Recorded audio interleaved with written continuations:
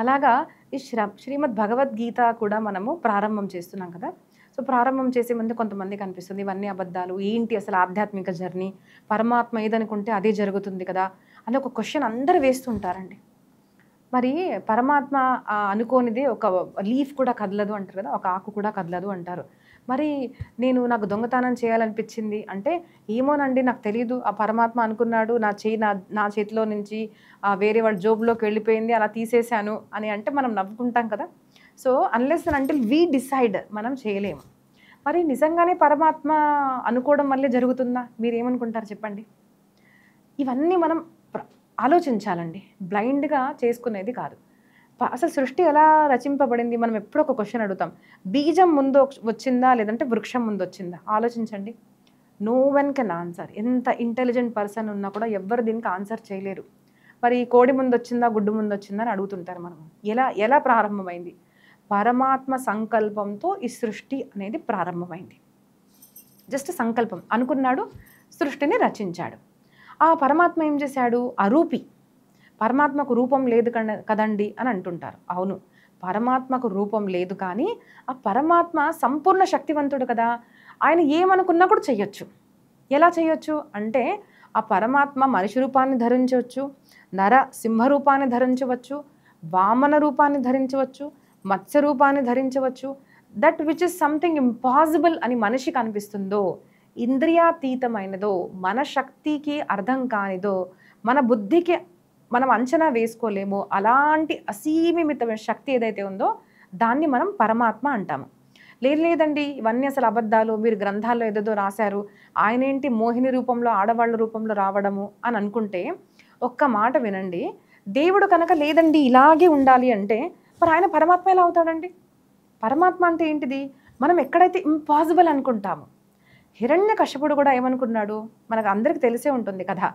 ప్రహ్లాదుడు అంటే తండ్రి, ఆయన ఏమనుకున్నాడు అంటే నేను ఎప్పుడు చావకూడదు అని వరం అడిగాడు. బ్రహ్మగారు ఏమన్నారంటే లేదు నాయన, ఎవరైతే పుడతారో వాళ్ళు చనిపోవాలి, మరి ఇంకేదన్నా వరం అడుగు అంటే ఆయన నేను చాలా బుద్ధిమంతుడు అనుకొని నేను పైన చావద్దు, కింద చావద్దు, 12 మాసాల్లో చావద్దు, రాత్రి చావద్దు, పగలు చావద్దు, మనిషితో చావద్దు, మృగంతో చావద్దు, ఇలాగా ఆయన అస్త్రాలతో చావద్దు, శస్త్రాలతో చావద్దు అని ఇలాగ కోరుకున్నాడు. కానీ సంథింగ్ ఇస్ బియాండ్ నా అంటే అసురతత్వము, నా దుర్బుద్ధి కన్నా, నా ఇంద్రియాల కన్నా అతీతమైన ఒక శక్తి ఉంది అని తెలుసుకోలేకపోయాడు నార్మల్ పీపుల్ లాగా. పరమాత్మ ఏం చేశాడు? ఓహో 12 మాసాలు కాదు అంటే ఎలా చనిపోతాడో అనుకున్నాడు. దేవుడు అధిక మాసాన్ని, ఇంకొక ఎక్స్ట్రా మాసాన్ని క్రియేట్ చేయగలిగాడు. Who can do something impossible. ఆయన ఏమనుకున్నాడు? మనిషి కాదు, పశువు కాదు, ఎవ్వరు చంపలేరు అంటే ఏంటిది? బ్రహ్మగారు రచింపలేని ఒక అవతారాన్ని, నరుడు కాదు, సింహం కాదు, నరసింహ రూపాన్ని ధరించారు. పగలు కాదు, రాత్రి కాదు, సంధ్యా సమయాన, లోపల కాదు, బయట కాదు, ఆ గడప మీద కూర్చోపెట్టి, తన జంఘ మీద కూర్చోపెట్టి చంపేశారు. అంటే నార్మల్ మనిషి మనం ఎప్పుడు కూడా ఇది ఇంపాసిబుల్ అనుకుంటామో దట్ కృష్ణ క్యాన్ డూ. ఇప్పుడు మనం చూస్తున్నాం కదండి, మన అయ్యప్ప స్వామి వారు దీక్ష వేసుకొని ఈ రామ్ చరణ్ హీరో అనేసి మనము అక్కడ వెళ్ళడం చూశారు. చాలామంది హర్ట్ కూడా అయ్యారు. సో అయ్యప్ప స్వామి ఇలా రాగానే ప్రతిసారి ఏదో ఒకటి ట్రాల్స్, కమెంట్స్, ఒక 2 years బ్యాక్ కూడా టెంపుల్లోకి ఎందుకు రానివ్వడం లేదు, ఇలాగా ఎన్నో జరుగుతుంటాయి. రీసెంట్గా ఒక వీడియో ఏం చూశాను అంటే, ఆ అయ్యప్ప హరిహరుడు కలయిక వల్ల పుట్టాడంట అని ఒక మనిషి నవ్వుకుంటూ చెప్తున్నాడు. ఆ సిగ్గులేని మనిషికి నేను ఒక మాట ఏం చెప్పాలి అంటే, నువ్వు మనిషివి, ఒక అబ్బాయివి కదా, నువ్వు అబ్బాయి అనుకుంటున్నావు, నేను ఒక అబ్బాయిని దగ్గరికి పంపించాను, మీరిద్దరు కలిసి ఏం చేసినా కూడా ఒక సంతానాన్ని కల్పించగలుగుతారా? కల్పించలేరు. Understand that. సో ఆ పరమాత్మ హరిహరుడు కలయిక అంటే మీ దుర్బుద్ధితో, నీచమైన బుద్ధితో సెక్స్ అని అనుకొని మీరు ఊహించుకుంటున్నారు. కానీ ఆ కామము, శరీరముకి భిన్నమైన పరిస్థితి ఏదైతే ఉందో అది పరమాత్మ. హూ డజంట్ హ్యావ్, కామము లేనివాడే కదా. ఆయన స్మరణతోనే కామం నశింపిపోతుంది. మరి ఆ దేవుడిలో కామం ఎలా ఉంటుంది అసలు? సో అలాంటి పిచ్చి వీడియోలు చేసేవాళ్ళు, వినేవాళ్ళు, నవ్వుకునేవాళ్ళు తెలుసుకోవాలి. పరమాత్మ అంటే ఎవరు? Beyond our imagination. మనం తెలుసుకోలేము. ఇది అసంభవము అనేది సంభవం చేసేవాడే పరమాత్మ. సో అలాంటి పరమాత్మ ఏం చేశాడండి? ఒక లీలగా పృథ్వీని రచించాడు. అంటే సంపూర్ణ డిఫరెంట్ గ్యాలక్సీస్ కానివ్వండి, ఈ స్టార్స్, సన్, మూన్ ఇవన్నీ కూడా రచింపచేసి వివిధ సృష్టిని రచించాడు. చెట్లు, పూలు, ఆకులు, 4 కాళ్ళ వాళ్ళు, 10 అంటే డిఫరెంట్ యానిమల్స్ క్రియేషన్ కూడా చేశాడు. ఇవన్నీ చేసిన తర్వాత ఋషులు, మునులు ఇలా క్రమక్రమంగా మనకు వివిధ గ్రంథాల్లో కొంచెం డిఫరెన్స్తో ఇవన్నీ చెప్తారన్నమాట. అందరు పుట్టిన తర్వాత కూడా సాటిస్ఫాక్షన్ లేనప్పుడు లేదు, ఒక మనిషి రావాలి అని మానవ రూపాన్ని బ్రహ్మగారి శరీరాల నుంచి ఒకటేసారి మొదట ప్రారంభమైంది. ఎలా అంటే బ్రహ్మగారి దేహం నుంచి అకార్డింగ్ టు భాగవతం, శివపురాణం వెళ్ళామనుకోండి, శివుడు నుంచి అంటే అర్ధాంగ శివ స్వామి వారి నుంచి బయటికి ఒక స్త్రీ ఒక పురుషులు ఇద్దరు బయటికి వచ్చేసారు. మన క్వశ్చన్ అడుగుతాం కదా, ఎవరు మొదట, బీజమా చెట్టునా అంటే ఏకంగా చెట్టే బయటకు వచ్చేసింది, వాళ్ళలో బీజం ఉంది. సో అప్పుడు దాకా జరిగిన సృష్టి బ్రహ్మ సంకల్పం వల్ల జరిగిందనమాట. బ్రహ్మగారు తపశ్చర్య చేస్తే కలిగిన సృష్టి ఇది. అది ఒక ఎలా చేయాలి అంటే something beyond human imagination and capacity. అలాగా ఏం జరిగిందంటే బ్రహ్మగారి దేహంలో నుంచి పరమాత్మను స్మరిస్తే ఆయన దేహం నుంచి మను శతరూప, ఒక ఆడ ఒక మొగ ఇద్దరు ఒకటేసారి బయటికి వచ్చారు. అంటే ఇంకో మాట కూడా మనకు చెప్తున్నారు. ఏంటిది అంటే చాలామందికి అహంకారం ఉంటుందండి. మగవాళ్ళు అసలు మేము మీ ఆడపిల్లని చూసుకుంటున్నామండి, అసలు మేము చూసుకుంటున్నాం కొంతమంది ఉంటారు. కొంతమంది ఆడవాళ్ళకి ఎలా ఉంటుందంటే అసలు నేను లేనిదే మీ ఇంట్లో ఏమీ లేదు, నా వల్లే అవుతుంది అనుకుంటారు. అండర్స్టాండ్ వన్ థింగ్ అండి, సమాజంలో ఆడవాళ్ళ అవసరం ఎంత ఉందో అంతే మగవాళ్ళ అవసరం ఉంది, మగవాళ్ళ అవసరం ఎంత ఉందో అంతే ఆడవాళ్ళ అవసరం కూడా ఉంది. ఇద్దరు కలయిక వల్లే, ఇద్దరు తోడుగా ఉంటేనే ఒక సృష్టి అనేది క్రమంగా నడుస్తుంది. లేదు అంటారా, మధ్యకాలంలో గర్భంలో ఆడవాళ్ళు ఉంది అనగానే చంపేశారు కదండి.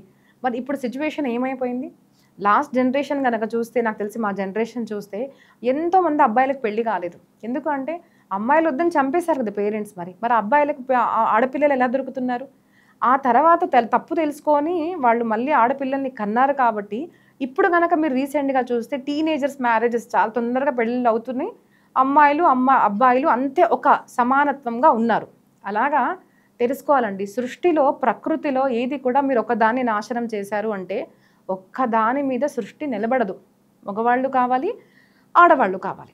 సో ఇద్దరిని రచించారు. ఆ మను శతరూప నుంచి మానవ సృష్టి అనేది ప్రారంభమైంది. అక్కడి నుంచి మైథుని సృష్టి అంటే శారీరక కలయిక వల్ల కలిగే సంతానము మను శతరూప నుంచి ప్రారంభమయ్యారు. మరి దేవుడు ఏం చేశాడు? దేవుడు సెట్ లెట్స్ ప్లే, ఆడుకుందాం. మరి మీరు నేను కలిసి ఆడుకోవాలనుకోండి, మీకు కంప్లీట్ ఫ్రీడమ్ ఉండాలి, నాకు కంప్లీట్ ఫ్రీడమ్ ఉండాలి. సో దేవుడుకున్నంత ఫ్రీడమే మనిషికి కూడా ఇచ్చాడు. దేవుడు ఏం చేశాడు? మనం కనుక చూస్తే వీఆర్ స్మాల్ మోడల్ ఆఫ్ పరమాత్మ అండి. ఒక పెద్ద సముద్రం ఉంది, సముద్రంలో నుంచి ఒక గ్లాస్ వాటర్ తీసుకొచ్చారు. రెండిట్లో క్వాలిటీ సేమ్ ఉంటాయండి, క్వాంటిటేటివ్లో different.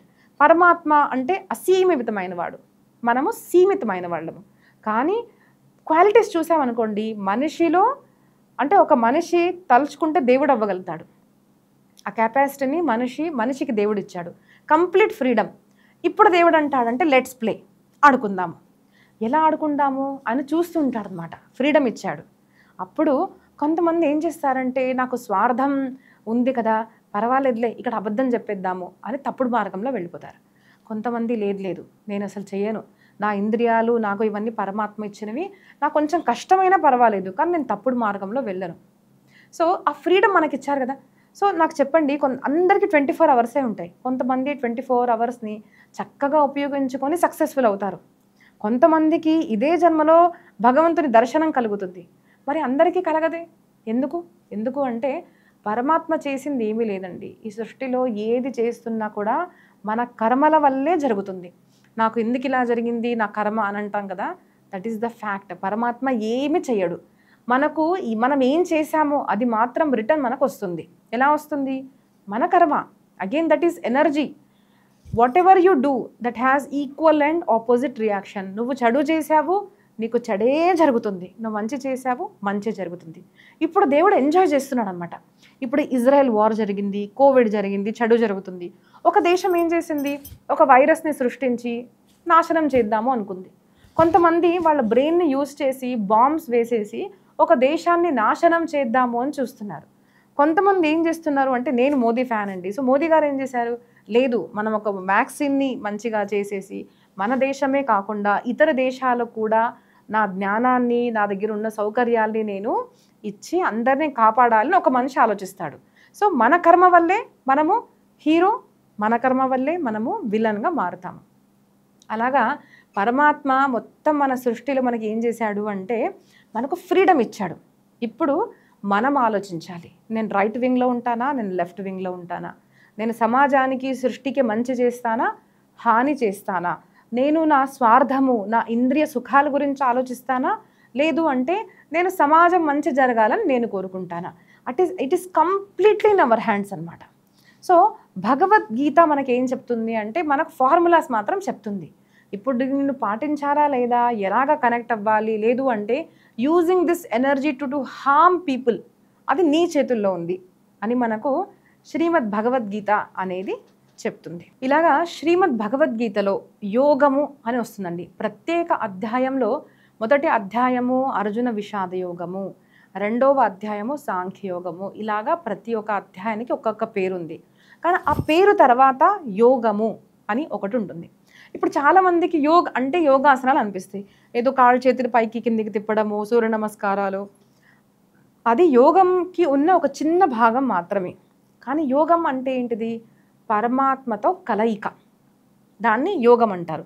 Connecting soul to supreme soul, దాన్ని యోగము అంటారు. ఇప్పుడు ఆ యోగానికి, యోగ్ అన్న పదానికి వేరే వేరే అర్థాలు మనకు చెప్తున్నారు చూడండి. యుజిర్ యోగే, ఇంకో మాట చెప్తానండి, ఏ గ్రంథం కూడా దాని బేసిక్స్ తెలియకుండా చాలామంది ఏదో వాళ్ళకు ఇది అర్థమయ్యేటట్టుగా వాళ్ళు కమెంటరీస్ చేసుకుంటూ ఉంటారన్నమాట. అలాగా కాదు. ఎప్పుడు కూడా ఒక గ్రంథాన్ని ఒక పరంపరలో మనం గనక తెలుసుకుంటేనే మనము అన్నీ తెలుసుకున్నామండి, అన్ని ఫార్ములాస్ మనకు వచ్చేసాయి, లైఫ్లో సక్సెస్ఫుల్ అయ్యాము, హెల్దీ అయ్యాము, అన్నీ అయ్యాము. బట్ ఇఫ్ త్రూ భగవద్గీత మనం పరమాత్మతో కనెక్ట్ అవ్వలేదు అనుకోండి, there is no use of reading Bhagavad Gita.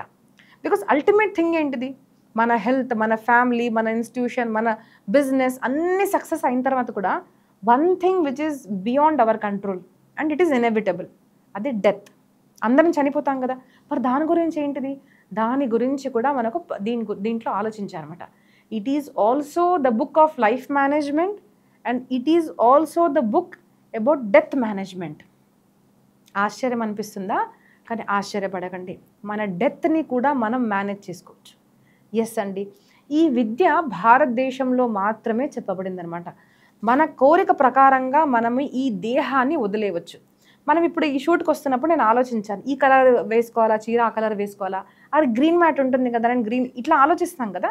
Similarly నేను ఇక్కడ హైదరాబాద్లో చావాలా, బృందావన్లో చావాలా, ఎప్పుడు చావాలి అని మనం డిసైడ్ చేసుకొని యోగ సాధన గనక మనం చేస్తే I can choose my dress, అంటే ఈ దేహాన్ని వదిలేసి ఇంకో దేహం తీసుకునే క్షమత కూడా మనకు మన సనాతన ధర్మం ఇస్తుంది. So this book is not only about life, it speaks also about death management అనమాట. సో ఎలాగా అంటే ఇంకో మాట నేను చెప్తానండి. డెత్ మేనేజ్మెంట్ అంటే చాలామందికి డెత్ అనగానే చెడు, అపశకునము ఇలాగా అంటుంటారు. కానీ డెత్ ఈజ్ ఎప్పుడు అపశకునం కాదండి. ఒక్కసారి ఆలోచించండి, మనిషికి డెత్ అనేది లేదు. ఓకే, మనిషి మెల్లమెల్లగా రోగాలు వస్తుంటాయి, బాధలు వస్తుంటాయి, ఒక్కరోజు అనిపిస్తుంది కదా, అబ్బా దీనికి ఎండ్ రావాలి కదా అని. So death is always helpful అండి. ఒక జన్మ తర్వాత ఇంకో జన్మ, ఒక జన్మ తర్వాత ఇంకో జన్మ.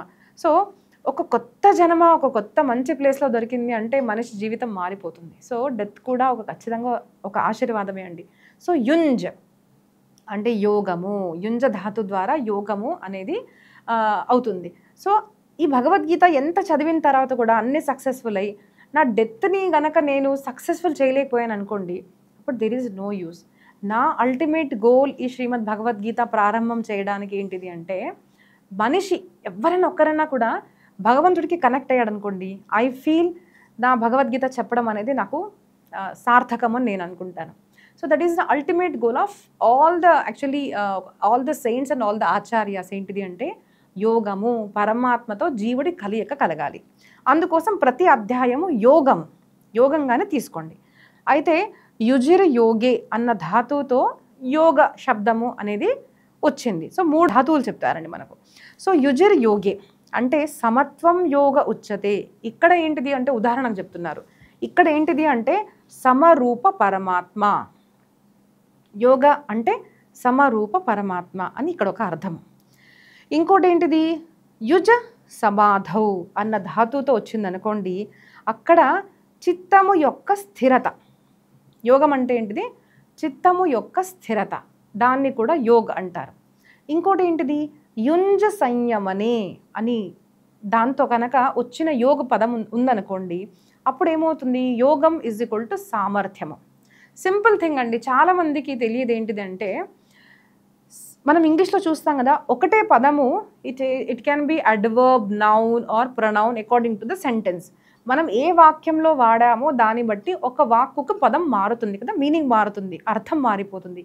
అలాగే ప్రతి ఒక్క అర్థానికి ఒకటే అని తీసుకున్న మూర్ఖులు ఏం చేస్తుంటారు అంటే, లింగము అన్నదానికి మనం కామన్ పీపుల్ లింగం అంటే ఇక్కడ ఎలా వాడతామంటే, మీ లింగం ఏంటిది అంటే అని మనం ఫామ్ ఫిల్అప్ చేస్తున్నప్పుడు స్త్రీ పురుష అని రాస్తుంటాం కదా. స్త్రీలింగము పుల్లింగము అంటే మన లో కెపాసిటీ ఆఫ్ అండర్స్టాండింగ్ ఎట్లా అయిపోయిందంటే, లింగము అంటే మీ సెక్షువల్ ఐడెంటిటీ. అలాగా తెలుసుకున్న వాళ్ళు ఏమంటారంటే, శివలింగం అంటే ఏంటిదమ్మా, పురుషుల యొక్క గుప్తాంగం ఏదైతే ఉందో దాన్ని ఎక్కడ మీరు శివలింగం అంటున్నారు అని మూర్ఖులు వీడియోలు చేస్తూనే పోతున్నారు, మన వాళ్ళు బిలీవ్ చేస్తూనే పోతున్నారు. కానీ శివపురాణం మాత్రం విని గురువుల దగ్గరికి వెళ్ళి లింగతత్వానికి అర్థం తెలుసుకోరు. నేను ఇక్కడ దాన్ని ఎక్కువ విశ్లేషణ చేయనండి. సింపుల్ థింగ్, లింగ అంటే ఎలాగైతే మన సెక్షువల్ ఐడెంటిటీ అంటే స్త్రీ పురుష నపుంసలింగ అన్న ఒక మీనింగ్ కూడా వస్తుంది. చాలా మీనింగ్స్ ఉన్నాయి. ఇంకొక మీనింగ్ ఏంటిదంటే సింబాల్. ఫర్ ఎగ్జాంపుల్, మ్యాక్స్ టీవీకి వచ్చాను ఇప్పుడు నేను. సో మ్యాక్స్ టీవీ అనేది ఎలా అర్థమవుతుంది? ఆ కెమెరాకి ఇప్పుడు మన ఎక్కడికన్నా వాళ్ళు స్టిక్కర్స్ అంటిస్తారు అనమాట. ఓ మీరు మ్యాక్స్ టీవీ నుంచి వచ్చారా అండి, మీరు TV9 నుంచి వచ్చారా, ఎలా అర్థమవుతుంది? వాళ్ళ మైక్స్కి వాళ్ళ కెమెరాస్కి ఒక సింబల్ ఉంటుంది కదా, అది చూసి మనం అర్థం చేసుకుంటాం. ఒక కంపెనీలో ఒక మనిషి పనిచేస్తున్నాడు, వాళ్ళు చెప్పకుండా మనం అర్థం చేసుకుంటాం. ఎలాగా? వాళ్ళ ట్యాగ్ ఒక సింబల్ ఉంటుంది దానికి, అది వాళ్ళు వేసుకుంటారు. వాళ్ళ వేషధారణ, మనము ఫ్లైట్లో వెళ్తున్నాం అనుకోండి, ఎమిరేట్స్ ఉంటుంది, డిఫరెంట్ ఫ్లైట్స్ ఉంటాయి. ఎలా అర్థం చేసుకుంటాము? దానికి ఒక సింబాల్, దానికి ఒక కలర్ ఉంటుంది కదా. సిమిలర్లీ లింగ అంటే సింబాల్. సో లింగము అన్నది శివలింగము ఒక్కటే కాకుండా పంచాయతనము అంటే మనకు వినాయకుడికి కూడా కాళ్ళు చేతులు ఉన్న విగ్రహ ఆరాధన ఒకటి. ఇంకా కొన్ని చోట్ల ఎలా ఉంటుందంటే, ఒక నదిలో దొరికిన ప్రతి రాయిని కూడా వినాయకుడు అనుకొని పూజించే ఒక విధానం ఉంది. So he is also symbol of Vinayaka. అమ్మవారు కూడా చాలామంది ఇంట్లో ఎలా ఉంటుంది అంటే, కాళ్ళు చేతులు ముక్కు నోరు అష్టభుజ ఇలాగ రూపంలో మనం పూజిస్తుంటాము. కొన్ని చోట్ల ఎలా ఉంటుంది అంటే, అమ్మవారు ఒక నది నుంచి తీసుకొచ్చిన రాయిని ఆ ఆరెంజ్ కలర్ అంటే షేందూర్ అది పెట్టేసి దాన్ని పూజించే పద్ధతి కూడా ఉంది. సో దట్ ఈజ్ లింగ అంటే రిప్రజెంటేషన్ ఆఫ్ అమ్మవారు. అలాగే లింగము నర్మదేశ్వరుడు, అక్కడ దొరికిన ప్రతి రాయిని తీసుకొచ్చి దాన్ని పూజించి ఇది శివుడు అంటాము. అంటే ఎందుకు ఇలా చేస్తాం మన సాంప్రదాయంలో? ఎందుకు అంటే, ఒక రూపాన్ని మనం పూజిస్తున్నాము. నువ్వు కాళ్ళు చేతులు ఇలా ముక్కుందంటే అమ్మవారు, ఇలాగా తుండం ఉంది, ఇలా కాళ్ళు చేతులు ఉన్నాయంటే వినాయకుడు, ఈ రూపంలో ఉంది అంటే అమ్మవారు, శివుడు, వినాయకుడు, భద్రకాళి మన పేర్లు పెడుతున్నాము. కానీ ఆ పరమాత్మ ఈజ్ బియాండ్ రూపానికి కూడా అతీతమైన స్వరూపము. అందుకోసము మన భారతదేశాన్ని ఇప్పుడు కూడా ఎవ్వరు నాశనం చేయలేకపోయారండి. బికాజ్ మనము రాయిలో శివుడిని పూజిస్తాము. కంకర్మే శంకర్ హే. ప్రతి వృక్షంలో పరమాత్మను పూజిస్తాము. ఎక్కడ అంటే ప్రతి ప్రకృతిలో మనం పరమాత్మని చూసే ఒక విధానం మన సనాతన ధర్మంలో ఉంది. కాబట్టి ఎన్ని విగ్రహాలు మీరు వ్యాండలైజ్ చేసినా, ఎన్ని గుడ్లు గోపురాలు మీరు చేసినా, సంవత్సరాల తరబడి నుంచి ఇవి జరుగుతూనే ఉన్నాయి. కానీ నో వన్ కుడ్ డిస్ట్రాయ్ సనాతన ధర్మ. ద రీజన్ ఈజ్, ప్రకృతిని మీరు నాశనం చేయగలుగుతారా? మరి భాగవతం, రామాయణం, శివపురాణము అన్నీ చూడండి, అన్నిట్లో ప్రకృతిలో పరమాత్మను చూసే విధానం మనకు ఒకటి చెప్పారు. శ్రీమద్ భాగవతంలో 2వ స్కందంలో వస్తుందండి. నదులు ఉంటాయి కదా, అవి భగవంతుల నాడులు. చెట్లు ఉంటాయి కదా, అవి భగవంతుని రోమాలు. బాధలు అంటే క్లౌడ్స్ ఉంటాయి కదండి, అవి పరమాత్మ యొక్క కేశాలు. ఇలాగా వివిధ సంపూర్ణ పృథ్వీ ఎలాగ పరమాత్మ యొక్క రూపము అక్కడ మనకు డిస్క్రైబ్ చేశారు. సో యూ టెల్ మీ, మీరు ఆ క్లౌడ్స్ని డిస్ట్రాయ్ చేస్తారా? ఎన్ని చెట్లు డిస్ట్రాయ్. నేను మొన్న శ్రీశైలం వెళ్తుంటే కూడా చూశానండి, Nallamala forest, very huge forest. ఒక్క టెంపుల్ని డిస్ట్రాయ్ చేసి సనాతన ధర్మం డిస్ట్రాయ్ చేస్తారు అనుకుంటున్నారు కొంతమంది. కానీ ఇట్లా ప్రతి ఒక్క అణువులో మా పరమాత్మ ఉన్నాడు కదా, ఎక్కడెక్కడ నాశనం చేస్తారు. అన్ని నాశనం చేస్తే ఫైనల్లీ నీ యొక్క సత్తా కూడా ఉండదు అని చాలామంది తెలుసుకోలేకపోతున్నారు. సో అందుకోసం ఈ విగ్రహారాధన, లింగ పూజ అంటే పూజ ఆఫ్ ద సింబాల్ అన్న మన సనాతన ధర్మంలో పద్ధతి. చాలామందికి తెలియదండి. శివపురాణం చెప్పినప్పుడు ఈసారి మీరు తెలుసుకోండి. మన 12 జ్యోతిర్లింగాల్లో భీమాశంకరుడి యొక్క కథ వస్తుందన్నమాట. నేను మీకు షార్ట్లో చెప్తాను. ఒక రాజు, చాలా మంచి రాజు అనమాట. అందరి ప్రజని మంచిగా సుఖంగా చూసుకునే ఒక మంచి రాజు ఉన్నాడు. అక్కడ ఏమవుతుంది, మంచి రాజ్యం ఉంది, డబ్బు ఉంది, అందమైన రాణి ఉంది, అంతా ఉంది కదా, మనం దీన్ని ఆక్రమిద్దాము. ఇవి పూర్వం నుంచే ఉన్నాయండి. మంచివాళ్ళు చెడ్డవాళ్ళు ముందు నుంచే ఉన్నారు. ఒక రాక్షసుడు ఏం చేశాడు అంటే వచ్చేసి ఆయన సేనని, ఆయన దేశాన్ని మొత్తం ఆక్రమించుకొని ఆ భార్యాభర్తల్ని, రాజు రాణిని ఒక జైల్లో వేసేశాడు.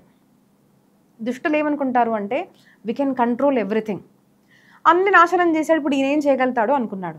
కానీ భగవంతుని భక్తి చేసే వాళ్లకు పరమాత్మ మెల్లమెల్లగా ఎలా అనుభూతి వస్తుందంటే, పరమాత్మ అన్నిట్లో మనం చూస్తామండి. జైల్లో వేశాడు, ఏమీ లేదు, కానీ ఆయనకు రోజు నిత్యంగా శివలింగ పూజ చేసే అలవాటు ఉండేది.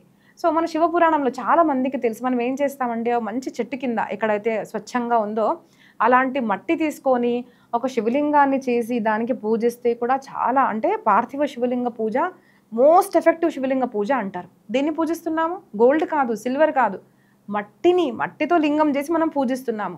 అలాగా వాళ్ళ భార్య ఏం చేసేదంటే అక్కడ ఉన్న మట్టిని తీసుకొని చిన్న లింగం చేసి ఇచ్చేది. ఆయన మనసుతో మానసిక పూజ చాలామందికి తెలిసి ఉండకపోవచ్చు, తెలిసి ఉండొచ్చు. శంకరాచార్య వారు మనకు రాశారు, రత్నై కల్పితమాసనం హిమజలై స్నానంచ దివ్యాంబరం నానారత్న విభూషితం మృగమదా మూదాంకితం చందనం జాతి చంపక. ఇలాగా ఇప్పుడు నాకు సమయం లేదండి అంటే, కానీ నేను చెప్తాను. రత్నై కల్పితమాసనం, ఆయన కళ్ళు మూసుకొని ఏమీ లేదు. శంకరాచార్య వారు చెప్తున్నారు ఏంటిదంటే, అలా కూర్చొని మానసికంగా ఎలా ఆలోచిస్తున్నారంటే, నేను గంగలోకి వెళ్ళి స్నానం చేస్తున్నాను. హైదరాబాద్లో ఉండి కూడా మనం రోజు గంగా స్నానం చేయొచ్చు. ఇలాగా మానసికంగా ఆయన ఎలా ఊహించుకుంటున్నారంటే, రత్నాలు ఉన్న ఒక ఆసనాన్ని నేను కల్పితం చేసి అలా శివుడికి ఇస్తున్నాను. శివ, నువ్వు వచ్చి దాని మీద కూర్చో. చాలామంది ఏమనుకుంటారంటే భగవంతుడు పూజలు అంటే వీళ్ళు పాలు ఇవన్నీ వేస్ట్ చేస్తుంటారు అంటారు కదండి. ఒకసారి కథ అట్లాంటి వాళ్ళకి చెప్పండి. ఏమీ లేదండి, అక్కడ మానసికంగా శివుడి పూజ చేశారు. మానసికంగా చక్కటి పూలను నేను తెంపుకొని వస్తున్నాను, చక్కటి కామదుగ్ధ అంటే కామధేను యొక్క పాలను తీసుకొచ్చి నీ పూజ చేస్తున్నాను. ఇలాగా మానసికంగా ఉత్తమమైన వస్తువులు, వస్త్రాలు కూడా మానసికంగా అయితే డబ్బు ఖర్చు పెట్టే అవసరం లేదు కదండి, అన్నీ తీసుకొచ్చి స్వామివారికి అర్పించారు. ఇలా నిత్యంగా పూజ చేస్తూ ఉంటే ఒక సిపాయి వెళ్ళి చెప్పాడనమాట, భటుడు వెళ్ళి చెప్పాడు, రాజు ఆయన ఏదో ఆయన పెదాలు కదులుతూ ఉంటాయి, నాకు తెలిసేదో తంత్రాలు మంత్రాలు చేస్తున్నాడు అని చెప్పంగానే తనకు బాగా కోపం వచ్చేస్తుంది భీముడికి. ఆయన వెళ్ళేసి ఆ రాజుని చంపడానికి ప్రయత్నించినప్పుడు ఏం చేస్తారండి, ఆయన ఆ శివారాధన చేస్తారు. ఏమీ లేదు, అక్కడ మట్టి మాత్రమే ఉంది, మట్టితో చేసిన ఒక శివలింగము.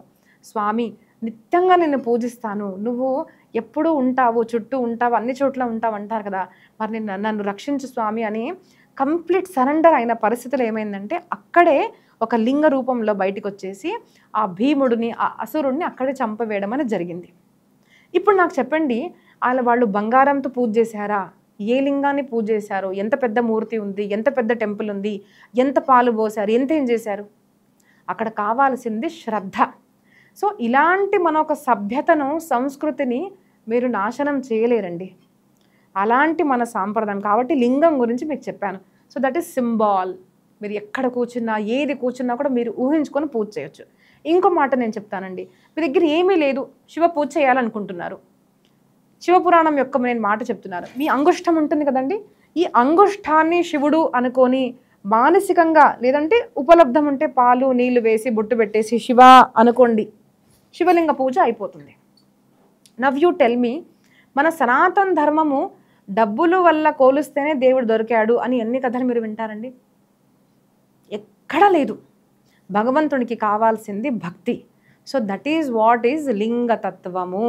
సో ఇవన్నీ మనకు అర్థం అవ్వాలంటే ఏమర్థం అవ్వాలి? గురువుల దగ్గరికి వెళ్ళాలి, అర్థం చేసుకోవాలి. నాకు అర్థమైనట్టు నేను చదువుకుంటాను. ఈ గూగుల్‌ని మీరు ఎప్పుడు దాకైతే గురువు అనుకుంటారో, ఆ గూగుల్ ఎట్లాంటిదండి, ఒక మ్యాప్ పెట్టుకోండి మీరు. ఆ లెఫ్ట్ ఉంటే రైట్ చెప్తుంది. అదంటే చాలా వరకు అబద్ధాలు చెప్తూ మనం అందరికి కూడా అనుభవం. 15 మినిట్స్ ఉంటే 10 మినిట్స్ అని చూపిస్తుంది. సో, గూగుల్‌ని గురువు అనుకోకండి. ఒక పరంపరలో ఉన్న గురువు గారి దగ్గరికి వెళ్ళి వాళ్ళు చెప్పిన సాధన చేస్తే గానీ మనకు విజన్ అనేది దొరకదు. సో, ఇలాంటి యోగ్ అని మనకు చెప్పారు కదా, ఇది కలయిక. సో, ఇలాగ భగవంతుడిని అర్థం చేసుకోవాలి అంటే డిఫరెంట్ మీనింగ్స్‌తో మనకు యోగం అనేది చెప్పబడుతుంది. సో, ప్రతి దగ్గర యోగ అంటే యోగానే అని అనుకోకండి. మధ్యకాలంలో మోదీజీ గారు మన యోగా డే అని చెప్తున్నారు. అంటే వరల్డ్ వైడ్ యోగా డే అంటే అది మాకు సంబంధించింది కాదు అని చాలా మూర్ఖులు చేస్తుంటే నాకు నవ్వొచ్చిందండి. సనాతన్ ధర్మం is never about Hinduism. Sanatan ధర్మం మనం అంటాం కదా, మన భారతదేశము సనాతన ధర్మంగా హిందూ రాష్ట్రంగా మనం చెప్పుకోవాలి రేపు అని అంటాము.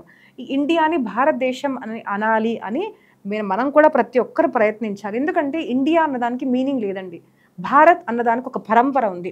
సమ్ థౌజండ్స్ ఆఫ్ ఇయర్స్ నుంచి ఈ ఆర్య సనాతన పరంపర, వైదిక పరంపర ఉన్న దేశాన్ని మనం భారత్ అంటున్నాం. దాని వెనక ఉన్న చాలా గొప్ప చరిత్ర ఉంది. సో అలాగ మన దేశాన్ని భారత్ అనే పిలవాలి అని ప్రతి ఒక్కరూ మన మాట మోదీజీ గారి దాకా వచ్చేదాకా, మన దేశాన్ని భారత్ అని పిలిచేదాకా మనం అందరం కూడా ప్రయత్నిద్దాం. రెండోది, ఆ సంస్కృతి మనం తెలుసుకోవాలి. Second thing is yoga. ఇవన్నీ ఉన్నాయి కదండి, అది ఏది కూడా రిలీజియస్ కాదండి. మన భారతదేశము హిందూ రాష్ట్రంగా మారితే ఏమవుతుంది అంటే మొదట అయ్యేది ఏంటిది, ఇతర మతస్థులు కూడా సుఖంగా ఇక్కడ ఉండగలుగుతున్నారు. The reason is this is a సనాతన దేశము. ఎందుకు అంటే సనాతన దేశం ఎక్కడ ఉన్నా కూడా, హిందూ రాష్ట్రము సనాతన సంప్రదాయం ఎక్కడ ఉన్నా కూడా 10 మందికి తిండి పెట్టే, ప్రసాదం పెట్టే, 10 మందికి సుఖాన్ని సౌఖ్యాన్ని ఇచ్చే సాంప్రదాయం మాత్రం ఒక సనాతన ధర్మం అండి. కాబట్టి మన భారతదేశము హిందూ రాష్ట్రం అవ్వాలి. మన దేశాన్ని ఇండియా కాకుండా భారత్ అని సంపూర్ణ విశ్వంలో పిలువబడాలి అని మనం కోరుకోవాలి. దాని గురించి మనం ప్రయత్నించాలి. So that is yoga. So yoga day అని అంటే రిలీజియస్ కాదు, అది స్పిరిచువల్ అని తెలుసుకున్నారు. నాకు చాలా సంతోషం. ఇప్పుడు మనం వరల్డ్ వైడ్గా కూడా యోగా డే అని సెలబ్రేట్ చేసుకుంటున్నాము. So it is all about spirituality. చెప్తున్నాను కదండి, హిందూనా, ముస్లిమా, క్రిస్టియన్, ఈసాయి, ఆడ, మొగ అని ఉన్నాడు. మనకు అందరికీ శరీరం ఉంది. మనకు మంచి హెల్త్ కావాలి, mental health, physical health, social health కావాలి అంటే మనము యోగ, ప్రాణాయామం ఇవన్నీ చేయాలి. సో ఇవన్నీ యోగాలో ఒక చిన్న భాగం మాత్రమే. కానీ ఈ యోగం ఏం చెప్తుంది, భగవంతునితో కలయిక, భగవంతుడితో ఏకమవ్వడము, జన్మ మృత్యు అన్న సైకిల్ని మనము ఎండ్ చేయడాన్ని యోగ్ అంటారు. సో కాబట్టి ప్రతి ఒక్క అధ్యాయాన్ని మనము యోగ్ అని పిలుస్తున్నాము. సో ఎక్కడ కూడా యోగ్ అని పదం వచ్చింది అనుకోండి, again you have to go to gurus and Sanskrit చదువుకుంటే మనకి ఇది వస్తుంది. సమత, స్థిరత, సామర్థ్యము అన్న 3 మీనింగ్స్ మాత్రమే వస్తాయి. సూక్ష్మంగా చూసామనుకోండి, ఎక్కడైనా సమత వస్తుందంటే అక్కడ స్థిరత్వము, సామర్థ్యం కూడా ఉంటుంది. ఎక్కడైనా సామర్థ్యం అన్న మీనింగ్ ఉంటే సూక్ష్మంగా స్థిరత, సమత అన్న మీనింగ్ కూడా ఉంటుంది. So that is the magic of Sanskrit language అండి. చాలా easiest language I can say. అది కష్టం కాదు. కష్టం అని చెప్పి మనం దానికి దూరం అవుతున్నాము. నేను ప్రయత్నిస్తున్నాను, మీరు కూడా ప్రయత్నించి మనం అందరం సంస్కృతం నేర్చుకుందాం. ఎందుకంటే easiest language, most scientific language. ఇప్పుడు మనము ఇంగ్లీష్ మాట్లాడుతుంటే చాలా గౌరవంగా ఫీల్ అవుతుంటాం కదా, ఓ మాకు ఇంగ్లీష్ వచ్చింది, మేము ఇంగ్లీష్ నేర్చుకుంటాము, kids the speak in English అనగానే మనకు ఒక అనిపిస్తుంది అసలు. కానీ మోస్ట్ అన్సైంటిఫిక్ లాంగ్వేజ్ అంటే ఇంగ్లీష్ అండి. మా ఇంట్లో కూడా పిల్లలు అత్తు పియూటి పుట్ అంటారు కదా, మరి బియూటి బుట్ అనకుండా బట్ ఎందుకు అంటారు అంటారు. దానికి ఒక సైన్స్ అనేది లేదు. But whereas you come to Sanskrit, దానికి కరెక్ట్ డివిజన్స్ అనేవి ఉన్నాయన్నమాట. ఒక సైంటిఫిక్ వేలో అది నేర్చుకుంటాము. అది అలాగే ఉంటుంది. ఇంగ్లీష్ చాలా పిచ్చి లాంగ్వేజ్ అండి. Seriously I'm telling you. World wide మాట్లాడతాం కాబట్టి మనం నేర్చుకుంటున్నాము, మాట్లాడుతున్నాం. కానీ the most scientific language, beautiful language. ఇప్పుడు ఆనందము అంటే ఆనందం అనగానే ఆనందం వచ్చేస్తుంది. ఆ ఆనందము ఎటర్నల్ హ్యాపీనెస్లో రాదు. అది సంస్కృతము, భారతదేశంలో ఉన్న భాషలు నేర్చుకున్న వాళ్ళకి మాత్రమే అర్థమవుతుంది. కాబట్టి తెలుగు, మన మాతృభాష తమిళ్, మరాఠీ, ఒడిస్సీ ఏదున్నా కూడా నేర్చుకోండి. బికాజ్ ఇది అన్నిటికీ మూలం కూడా సంస్కృతమే అండి. నేను అందుకోసం నాకు చాలామంది అంటుంటారు, అమ్మ మీరు ఇన్ని భాషలు ఎలా మాట్లాడతారు? ఎందుకు అంటే మన మూలం సంస్కృతము. కొంచెం బాగా మనం గమనిస్తే ప్రతి భాషలో ఉన్న చాలా వరకు పదాలు సంస్కృతమే ఉంటాయండి. That is why it is easy to pronounce and understand also. So అలాగా మన మాతృభాషను సంస్కృతాన్ని నేర్చుకుందాము, నేర్పిద్దాము. ఆ సనాతన సంస్కృతి మనం మళ్ళీ తీసుకుందాం. అలాగా యోగ్ అంటే సమత, స్థిరత, సామర్థ్యము. ఇలాగా పతంజలి యోగ దర్శనంలో ఏం చెప్పారు? యోగ్ని ఇంకో మీనింగ్ చెప్తున్నారు. యోగశ్ చిత్తవృత్తి నిరోధకః అని మనకు చెప్తున్నారు. ఇలాగా భగవద్గీతలో యోగ్ అని చెప్తారు కదండి. సో దీంట్లో 18 చాప్టర్స్ అంటే 18 అధ్యాయాలు ఉన్నాయి. దాన్ని 6 విభజించారు. మొదటి 1, మధ్యలో 6 భక్తి యోగము, లాస్ట్ ఉన్న 6 జ్ఞానయోగము. మొదటి ఉన్న 6 జ్ఞానయోగము, భక్తి యోగము, కర్మయోగము. ఇలాగా 3 కూడా డివైడ్ చేయబడ్డాయి అన్నమాట. సో ఈ కర్మయోగము, భక్తి యోగము, జ్ఞానయోగము చాలామంది 3 వేరే వేరే అనుకుంటున్నారు. కానీ కర్మయోగము, భక్తి యోగము, జ్ఞానయోగము ఫైనల్లీ ఒకటే. కానీ మొదట మనం ప్రారంభం స్టేజ్ చేస్తున్నాం కదా. సో ప్రారంభంలో ఎలా ఉంటుంది డిఫరెన్స్ అర్థం చేసుకుంటాం. సో కర్మయోగము అంటే ఏంటిది? ప్రతి మనిషికి 3 ఉంటాయండి. ఏంటిది అంటే స్థూల శరీరము, సూక్ష్మ శరీరము, కారణ శరీరము. ప్రతి మనిషికి ఇర్రెస్పెక్టివ్ ఆఫ్, మళ్ళీ చెప్తున్నాను, సముదాయము, మతము, ప్రాంతము ఏమీ లేదు. ప్రతి మనిషికి స్థూల శరీరము, సూక్ష్మ శరీరము, కారణ శరీరం 3 ఉంటాయి. ఇప్పుడు ఈ మూడింటిని నేను ఆలోచించండి. నా స్థూల శరీరాన్ని, సూక్ష్మ శరీరాన్ని, కారణ శరీరాన్ని మూడింటిని నేను నిస్వార్థంగా సేవ చేస్తున్నాను అంటే దాన్ని కర్మయోగము అంటారు. ఇప్పుడు నిస్వార్థ సేవ అంటే కొంచెం అది కాంట్రడిక్టరీ. ఎందుకంటే సాధారణంగా సేవ చేసే మనిషిలో అహంకారం అనేది వస్తుంది. మానవ సేవే మాధవ సేవ అని చాలామంది అంటుంటారు. కానీ మానవ సేవే మాధవ సేవ ఎప్పుడు కాదండి. ఎందుకు అంటే మనం మనిషిని సేవ చేస్తున్నప్పుడు ఎలా ఉంటుందంటే ఈ మనిషికి ఆలోచిస్తాం మనము. మీరు బాగా గమనించండి, మీ మనసును గమనించండి. వీళ్ళు ఇంత చేశారు కదా, 10 ఇవ్వనా 100 ఇవ్వనా, వీడికి 100 ఎందుకులే, 10 ఇచ్చే చంచాలు, నేను ఇస్తున్నాను, నేను నేను నేను అన్న భావన ఎప్పుడు దాకా ఉందో అది నిస్వార్థమైన భావన కాదండి. చాలామంది ఖచ్చితంగా నేను చెప్తానండి, మన భారతదేశము చాలా గొప్ప దేశము, దాన సాంప్రదాయం ఉన్న దేశము. చాలామంది దానాదులు చేస్తుంటారు, చేయాలి. కానీ ఒక్కసారి దాని చేస్తున్నప్పుడు మన మానసిక భావన ఏంటో మనం గమనించాలి. మనము దానము, ఇతర సేవ అన్నీ చేస్తున్నప్పుడు నేను అని ఇంకా మిగిలిపోయింది అనుకోండి, అది నిస్వార్థము కాదు. ఎలాగంటే ఒక మనిషికి నేను సహాయపడ్డాను అనుకోండి, నాకు కష్టం వచ్చినప్పుడు ఆటోమేటిక్గా ఏముంటుందంటే అరే నేను ఇంత చేస్తే నాకు ఇంత కూడా చేయలేదే అని ఒకటి వస్తుంది. లేదు అంటే మనం చేస్తున్నాం కదా, వాళ్ళకి మనకు ఉపయోగపడతారులే అని ఎక్కడో మనకు ఉంటుందండి. తల్లిదండ్రుల ప్రేమ కూడా చాలామంది నిస్వార్థము అంటారు. కానీ భక్తులు ఏం చెప్తారు అంటే తల్లిదండ్రులు కూడా ఎలా ఉంటుందంటే నేను ఇంత కని పెంచాను కదా, పిల్లలు నన్ను చూసుకోరు, రేపు వాళ్ళు చూసుకుంటారుగా అని ఒక భావనతోనే వాళ్ళు చేస్తారు. నిస్వార్థంగా ప్రేమించేది అందుకోసం గురువులు అండి, భక్తులు. ఇప్పుడు ఆచార్యులు చూడండి, మనకి ఇంత జ్ఞానాన్ని ఇవన్నీ పంచారు కదా, వాళ్ళు ఎప్పుడన్నా అడిగారంటే మరి ఇంత భాగవతం రామాయణం చెప్పారు, మరి నాకు ఏం చేసావు అనేసి. వాళ్ళు మన కోసం కష్టపడ్డారు. ఋషులు, మునులు వీళ్ళందరూ స్మృతి గ్రంథాలు, ఇన్ని గ్రంథాలు సులువుగా ఎన్నో ఇవన్నీ రాసి మన కోసం, ఒక మనిషి యొక్క కళ్యాణం పొందాలి అని మన కోసం చేశారు. Did they expect anything? దాన్ని నిస్వార్థ సేవ అంటారండి. కాబట్టి తల్లి తండ్రి గొప్పవారే, కానీ తల్లి తండ్రి ప్రేమలో కూడా స్వార్థం ఉంటుంది.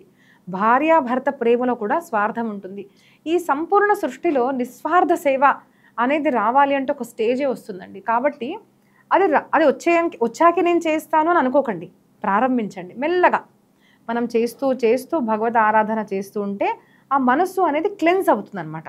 సో అయ్యాక అవుతుంది అంటే కాదు, లెట్ us స్టార్ట్. సో ఆ సూక్ష్మ శరీరాన్ని, స్థూల శరీరాన్ని, కారణ శరీరాన్ని నేను ఎప్పుడైతే సమాజం మంచి అవ్వాలని నేను ఉపయోగం చేసుకుంటానో దాన్ని కర్మయోగము అంటారు. సో కర్మ వల్ల భగవంతునికి కనెక్ట్ అవ్వడం, దట్ ఈస్ కర్మయోగం. అది ఎలాగా, దాంట్లో ప్రాబ్లమ్స్ వస్తే ఎలాగా, that is all explained in Bhagavad Gita. Second thing భక్తి యోగము. సో ఇవన్నీ ఉన్నాయి, కానీ మనిషి అన్నిటినీ భగవంతుడికి అర్పించుకున్నాడు. భాగవతం ఏం చెప్తుందంటే ప్రకాశిత కోపి నవీన మార్గాహ. చాలామంది ఇప్పుడు చూస్తే ఆధ్యాత్మము అంటే వైరాగ్యము అనుకుంటారు. వదిలేయాలి, ఇది వదిలేసామండి, అది వదిలేసామండి, అన్నీ వదిలేసుకుంటే పరమాత్మ దొరుకుతాడు అంటారు. కానీ భాగవతం మనకి ఏం చెప్పింది అంటే అన్నీ వదిలేసుకోవడం అని మాట్లాడడం చాలా ఈజీ అండి, కానీ వదిలేసుకోవడం అంత ఈజీ కాదు. మనం ఎట్లా ఉంటుందంటే నాది అని ఒక భావన మనకు ఉంటుంది. సో భాగవతం ఏం చెప్తుంది, ఏమీ వదిలేసే అవసరం లేదు, అన్నీ భగవంతుడికి సమర్పించుకోండి. ఇప్పుడు పొద్దున్న లేసాము, ఆకలేస్తుంది, నేను ఏం తినను అంటే ఎన్ని రోజు సాధన చేస్తామండి? ఒకరోజు బాగా ఆకలేస్తే అబ్బా ఇవన్నీ ఏమొద్దు అని అనుకుంటాం మనం. సో మన భాగవతం ఇవన్నీ ఏం చెప్తుంది, భక్తి యోగం ఏం చెప్తుంది అంటే నువ్వు చేసే పని సమర్పించుకో. స్నానం చేసి చక్కగా ఇష్టమైన పదార్థాలు వండుకో, కానీ అది పరమాత్మకు అర్పించే, స్వామి నీ కృప వల్ల నాకు ఇది దొరికింది అని మర్చిపోకు. Offer everything to Krishna. నేను పెళ్లి చేసుకుంటున్నాను స్వామి, నేను నీ కోసం నీ సేవ చేయడం కోసం నేను మ్యారేజ్ చేసుకుంటున్నాను, నీ కోసం నేను ప్రతి ఏది చేస్తున్నా కూడా కనెక్టింగ్ విత్ గాడ్. ఏంటిది అంటే నా సుఖం కోసం కాదు, ఇది నేను నీ సుఖం కోసం చేస్తున్నాను. భక్తి అంటే అదనమాట. ఇప్పుడు మీకు ఉదాహరణగా చెప్పాలి అంటే ప్రేమ అనుకోండి. ఇప్పుడు యూత్ ప్రేమ అంటే ఏమనుకుంటారు, ఎగ్జాంపుల్ చెప్పాలి అంటే ఒక అబ్బాయి నాకు ఇష్టము. సో అబ్బాయికి ఏముంటుందంటే రెడ్ కలర్ అంటే ఇష్టం, నాకు ఇప్పుడు దాకా రెడ్ అంటే అస్సలు ఇష్టం లేదు. మరి నేను అబ్బాయిని ఇష్టపడుతుంటే తనకి ఇష్టం ఉన్న రెడ్ని ఎప్పుడు నాకు ఇష్టంగా చేసుకున్నానో నాకు అర్థం కూడా కాలేదు. ఇప్పుడు నేను ఏ చూసినా రెడ్డే సెలెక్ట్ చేసుకుంటున్నాను అన్నది అవుతుంది కదండి. ఎందుకు అలా అవుతుంది? ఎందుకు అంటే ప్రేమ అంటే భక్తి. ఏమవుతుందంటే తనకిష్టం ఉన్నదే మనకు నేనే నువ్వైపోయాను. నేను ఎప్పుడు అంటుంటాను ఇది ఏంటిది అంటే, మనకు ఇలాంటి ఎగ్జాంపుల్స్ అన్ని శాస్త్రాల్లో చెప్పారండి. ఒక భక్తుడు భగవంతుడితో ఎలా ప్రేమించాలి అంటే, ఒక భార్య తన భర్తను ఎలా ప్రేమిస్తుంది అలా ప్రేమించాలి. తనకిష్టం ఉన్నవే తనకిష్టం ఉంటాయి, తనకిష్టం ఉన్నదే నేను చేస్తాను అని తన జీవితాన్ని మార్చుకుంటుంది కదా. అలాగే భక్తుడు కూడా పరమాత్మకి ఏమంటే ఇష్టము, ఇలాగ ప్రతిదీ కనెక్ట్ అయ్యి చేసుకుంటారు కదా, దాన్ని భక్తి యోగము అంటారు. మూడవది జ్ఞానయోగం. మాట్లాడుకోవడం చాలా సులువు, కానీ జ్ఞానం అనేది అంటే నాలెడ్జ్ అనేది ఎప్పుడు దాకైతే ఆచరణలు రాదో అప్పుడు దాకా నిజమైన జ్ఞానం అనలేము. సో హియర్ జ్ఞాన ఇస్ విజ్డమ్ అండి. నాలెడ్జ్కి విజ్డమ్కి చాలా తేడా ఉంది. నాలెడ్జ్ అంటే ఏంటిది, నాకు తెలుసు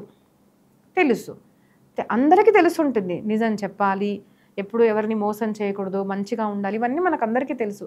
ఎంతమంది ఆచరిస్తున్నారు? ఆచరించే వాళ్ళే వైజ్ జ్ఞానులు. ఎందుకు అంటే మామూలు మనిషికి తెలుసుంటుంది, కానీ స్వార్థం వచ్చింది అనుకోండి, అందరికీ తెలిసిందే కానీ ఎవరు చూస్తున్నారు, పద నాకు నా స్వార్థ పూర్తి అవుతుందని మనము మన నాలెడ్జ్ని పక్కన పెట్టేస్తాము. నిజం చెప్పాలి, కానీ నిజం చెప్తే నా బిజినెస్ ఎలా అవుతుంది, కాబట్టి నిజం పక్కన పెట్టేసి నా బిజినెస్ చూసుకున్నాను, నా స్వార్థం చూసుకున్నాను. ఇప్పుడు అది జ్ఞానం ఎలా అవుతుంది? నాకు తెలిసిన జ్ఞానాన్ని నేను ఎప్పుడైతే ఆచరిస్తానో దాన్ని విజ్డమ్ అంటారు. సో ఇంగ్లీష్లో చెప్పాలి అంటే నాలెడ్జ్ ఇస్ నాట్ జ్ఞాన, విజ్డమ్ ఇస్ జ్ఞాన. జ్ఞాన యోగము తెలిసిన జ్ఞానాన్ని ఆచరించడము.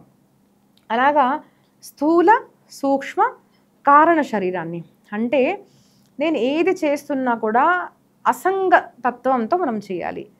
సింపుల్ థింగ్ ఏంటిది, జ్ఞానం అంటే మొదటి జ్ఞానం ఏం చెప్పారు అంటే నేను అన్నది నాశనం అయిపోవాలి. మరి ఏది చేస్తున్నా కూడా నేను అని చేస్తాం కదండి. అరే నేను చేశాను కదా, నేను నాది నా వాళ్ళు నా అనేది ఉందనుకోండి, అది జ్ఞానం కాదు. So when you forget your self అంటే ఏంటిది, నా అన్న తత్వాన్ని మనం ఎప్పుడైతే వదిలేసుకొని అన్నీ చూసుకుంటామో, చూడడము చేయడం అన్నీ చేస్తామో దాన్ని జ్ఞానయోగము అంటారు.